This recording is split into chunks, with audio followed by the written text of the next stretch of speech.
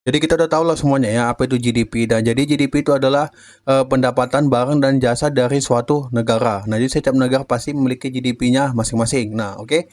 Sebelum itu selamat datang kembali lagi di channel Agung Logowo. Nah, jadi di video kali ini kita akan membahas tentang GDP ya. Nah, jadi kan sebelumnya kita udah bahas teoritis secara GDP. Nah, sekarang kita akan belajar bagaimana penerapan GDP di pemrograman atau di coding ya. Nah, jadi tapi sebelum itu bentar ya, kita coret-coret sedikit ya. Nah, ini aku buka dulu papan tulis. Nah, jadi di sini kita langsung masuk ya di materi implementasi GDP. Nah, jadi buat yang belum nonton, silahkan tonton dulu video pengertian dari GDP. Cuman sini agak aku ulangi sedikit ya. Nah, jadi kalau dengar kata G di ala ini jelek banget gitu ya.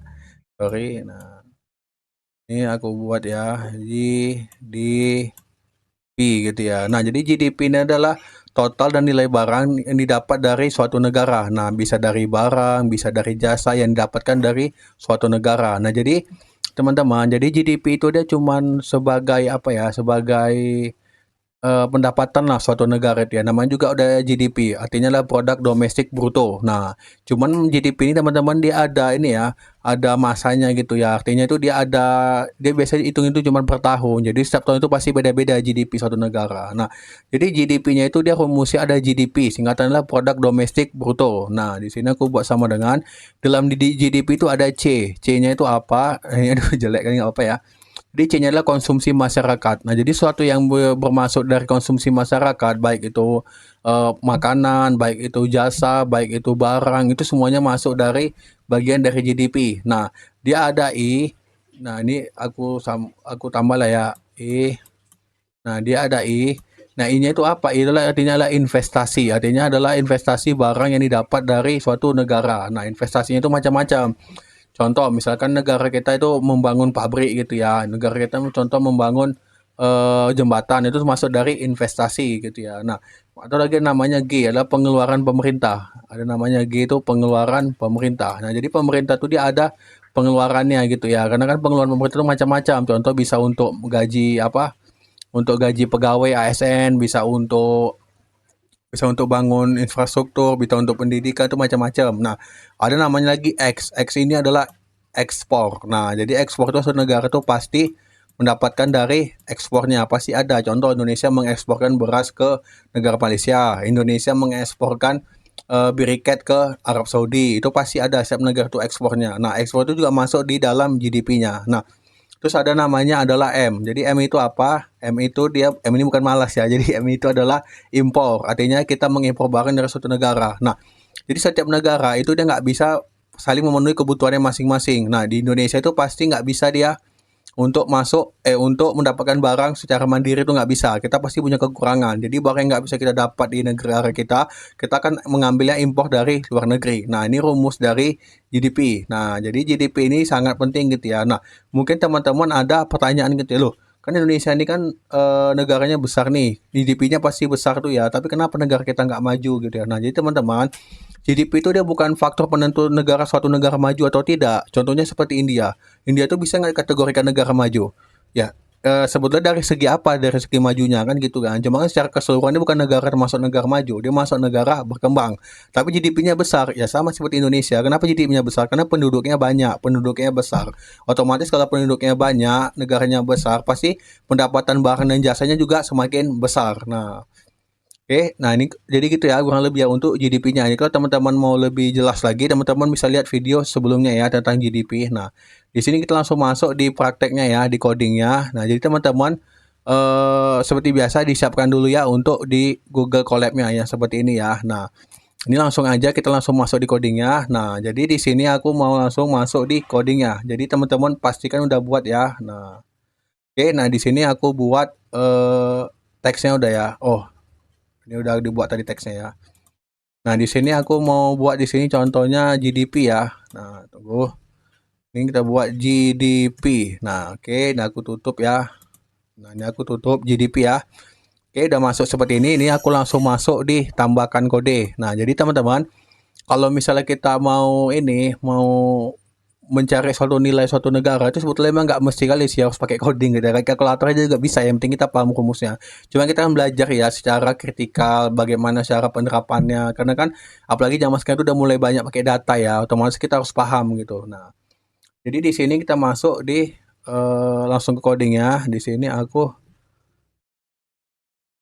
buat ya. Ini kalau misalnya ada komentar seperti ini ya. Nah, oh iya, ya, saya belum jelas komentar ya. Jadi komentar itu adalah penanda dari suatu paragraf di dalam coding. Nah, jadi teman-teman, kalau teman-teman buat komentar, maka komentar teman-teman nggak akan dibaca oleh pemrogramannya. Nah, di sini karena saya buat hashtag seperti ini otomatis tidak terbaca kan. Nah, cuman di sini saya buat aja data. Ini contoh ya teman-teman ya, data ekonomi gitu ya. Data ekonomi Indonesia. Oke, nah data ekonomi Indonesia ini aku langsung enter. Nah, kalau misalnya aku udah buat seperti ini, dia pasti dibaca coding karena nggak pakai komentarnya. Nah, jadi gitu ya. Di sini kita di rumusnya apa, teman-teman? Rumusnya ada konsumsi ya. Nah, tadi ada rumusnya konsumsi. Nah, ini mana nih? Tunggu ya. Nah, ini tadi rumusnya konsumsi ya. Nah, ada rumusnya konsumsi, ada rumusnya investasi, ada rumusnya pemerintah, ini pengeluaran pemerintah G-nya. Kalau X-nya ekspor, kalau M-nya impor ya. Nah, di sini langsung aku buat di sini ya. Di sini aku buat konsumsi gitu ya. Aku buat konsumsi, oke. Dan aku buat konsumsi. Nah, buat sama dengan sorry, buat konsumsi. Di sini aku buat contoh konsumsi kita ada 5.000. Ini sebagai contoh sampel aja teman-teman ya. Saya buat 5.000. Dah. Nah, saya buat sini investasi kita berapa. Nah, rumus pertama kita masukin konsumsi sebesar 5.000, investasi kita contoh sebagai contoh aja 2.000 contohnya. Teman-teman nggak mesti sama seperti saya, teman-teman bisa gunakan angka sendiri juga boleh ya, mau boba juga boleh. Bahkan itu lebih bagus, namanya itu ATM, amati tiru modifikasi. Nah, oke. Yang ketiga tadi ada pemerintah ya. Kalau pemerintah di rumusnya G teman-teman ya. Udah, kalau dari C konsumsi tadi kan udah. Oke, pemerintah udah masuk. Di bawah kita buat di sini contoh pemerintah itu ada 1.500 kita buat ya, 1.500. Makin sedikit ya pemerintah ekspor. Nah, di sini ekspor kita buat contoh ada sekitar 3.000 contohnya. 3.000. Ini sebagai contoh aja. Ini agak typo sedikit teman-teman, sorry. Ekspor. Ya. Oke, selanjutnya kita buat di sini impor ya. Impor sama dengan kita buat di sini 800 saja. Nah, oke, ini kita di sini masih membuat, kalau teman-teman masih ingat ini namanya adalah variabelnya ya. Artinya kita masukkan datanya di dalam nilainya. Nah, oke, di sini saya buat lagi rumus. Ini sebagai rumusnya ya. Oh, ini buat komentar dulu ya. Ini saya buat komentar dulu. Saya buat rumusnya GDP ya. Saya buat rumus GDP. Box ini saya buat GDP sama dengan konsumsi. Nah, di sini saya masukkan variabelnya. Nah, di sini kita udah mendeklarasikan kan variabelnya kan. Jadi di konsumsi ini ada berapa, nah di investasi ini berapa, pemerintah juga berapa, di ekspornya berapa, impornya berapa. Nah, di sini langsung saya masukkan rumusnya. Saya masukkan GDP sama dengan konsumsi. Udah. Saya tambah tadi apa? Yang kedua apa? Investasi. Teman-teman kalau misalnya takut typo gitu, teman-teman bisa copy-kan aja, nggak apa-apa. Teman-teman bisa copy, kita taruh di sini, kita pastekan. Oh, ini copy semua. Oh, ini ada di investasi pemerintah, copy kan aja. Salin bisa nggak bisa. Tinggal Ctrl V dia terpotong semua ya, berarti nggak bisa kalau di apa ini ya, di notebook Google Colab, nggak apa-apa, nggak masalah. Investasi saya masukkan pemerintah. Udah, baru saya tambahkan lagi datanya yang kedua apa tadi? Ada pemerintah. Baru nih mah di sini saya masukkan di sini kalau untuk ekspor impor itu dia karena keluar, maka dia pakai buka kurung ya, buka kurungnya di sini saya buat ekspor. Ini rumusnya ya. Ini rumus dari ekspor impor. Tapi kalau teman-teman masih belum paham yang di sini, teman-teman lihat aja video sebelumnya ya, biar video kita nggak terlalu panjang. Ekspor pas ya di sana ekspor dikurang impor. Ini termasuk rumusnya GDP teman-teman ya. Nah, Oke, rumus ekspor impor. Nah, di sini saya masukkan print. Oke, di sini ada print, di sini saya masukkan untuk total. Berarti kita ingin merumuskan, menjumlahkan. Lalu kita buat di sini total print total.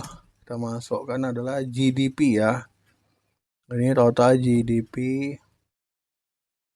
Jangan lupa titik 2 seperti ini, baru spasi. Oh enggak pakai spasi ya, koma. Di sini saya buat GDP. Nah, oke. Udah seperti ini ya teman-teman ya. Nah, kalau udah seperti ini teman-teman bisa langsung jalankan. Kita jalankan.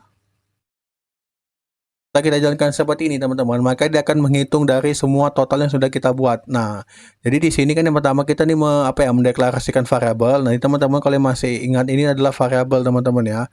Yang di atas ini konsumsi, investasi, nilainya berapa itu kita ada error sedikit. Oh, di line 9. Di line 9 tuh berarti ini teman-teman ya. Di konsumsi. Nah, di sini di GDP. Di sini ada agak error sedikit ya. Biasa kok error itu teman-teman ya. Di sini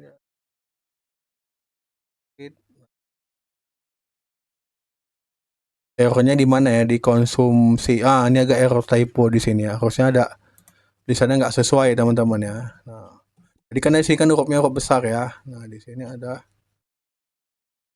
tadi ada konsumsi.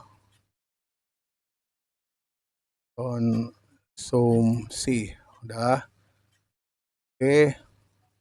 Baru di sini di GDP. Oke, udah. Kita jalankan. Nah, maka dia akan menghitung totalnya teman-teman ya. Nah, jadi di sini kita masuk di GDP-nya ya. Di sini ada konsumsi, ada investasi, ada pemerintah. Masuk, perhatikan nih ya. Ekspor, impor. Nah, di sini kita mendeklarasikan variabel baru teman-teman ya. Dari konsumsinya berapa gitu ya. Setelah semua kita totalkan nilainya, baru kita masukkan rumusnya. Rumusnya tinggal GDP sama dengan masukkan semua rumusnya di sini. Baru yang buka kurung ini ekspor dikurang impor. Jadi rumus GDP lah ekspor dikurang impor untuk dapatkan dari total keseluruhannya.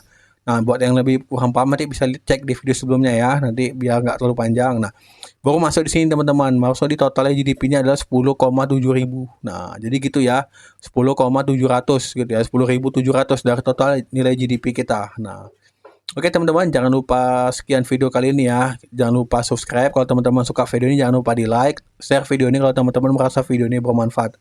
Oke, sampai jumpa di video selanjutnya.